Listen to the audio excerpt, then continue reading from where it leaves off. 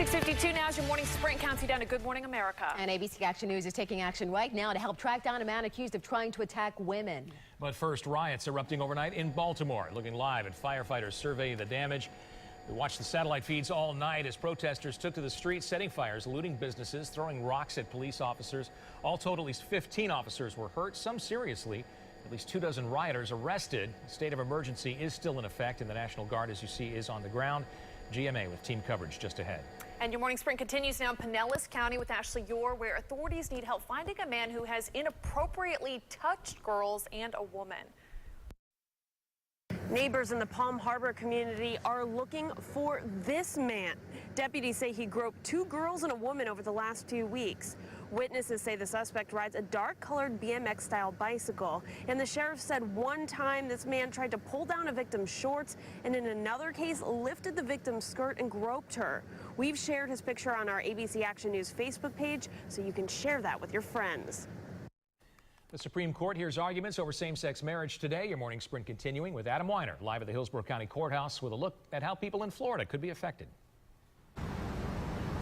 Well, if you're a same-sex couple and you already got a marriage license at a place like the Hillsborough County Courthouse, you will likely be unaffected. However, if you're one of several people who are still watching this situation closely, the Supreme Court is expected to decide whether or not that Florida ban on same-sex marriage was legal after all, in which case that ban could be restored. The Supreme Court's decision expected to come in June, and this morning many in Florida will be watching closely for clues as to which way the justices will ultimately decide.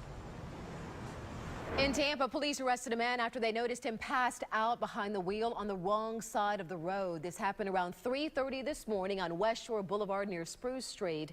This morning, he's facing charges for wrong-way driving and also DUI. Friends and family mourn the death of a Pasco High School student last night. Senior Jordan Ivey, who died Sunday, was a passenger in a crash that happened last Friday on Smith Road, right near Clinton Boulevard in Dade City. We're told a crisis team also went to the school to meet with students. Firefighters now telling ABC Action News yesterday's fire at the Islamic Society of Tampa on Sly Avenue appears to be an accident. Luckily, nobody was injured when the flames sparked from a rooftop air conditioning unit. 4 classrooms, though, and one of the portable buildings was damaged. The State House and Senate passed a bill yesterday that will allow the Lakeland Hospice Center to reopen after its renewal paperwork got lost in the mail. That bill will also help any future Florida healthcare facility that accidentally loses its license continue to operate. SpaceX successfully launched a Falcon 9 rocket from Cape Canaveral just last night, carried the first ever communications satellite from the Central Asian nation of Turkmenistan.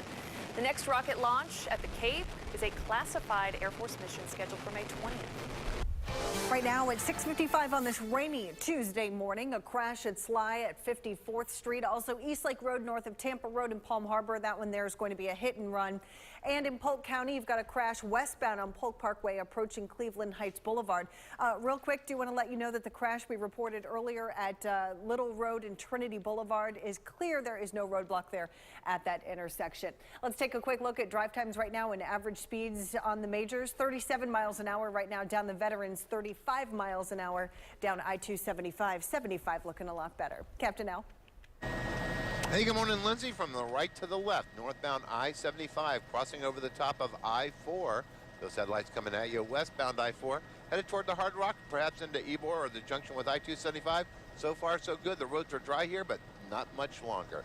Here's Shay with your forecast. Isn't that the truth, Captain Al? Anything north of I-4 is suspect to being very wet here over the next several hours.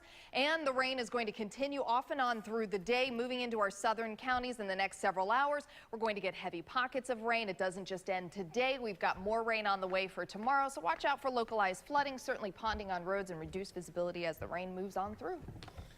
Good Morning America is coming up next. Jim Avila at the center of the chaos in Baltimore, where we've been monitoring the overnight riots, looting, and fires. He'll bring us an update on just how many officers were injured trying to manage the overwhelming crowds. Meantime, the Gray family making pleas for peace.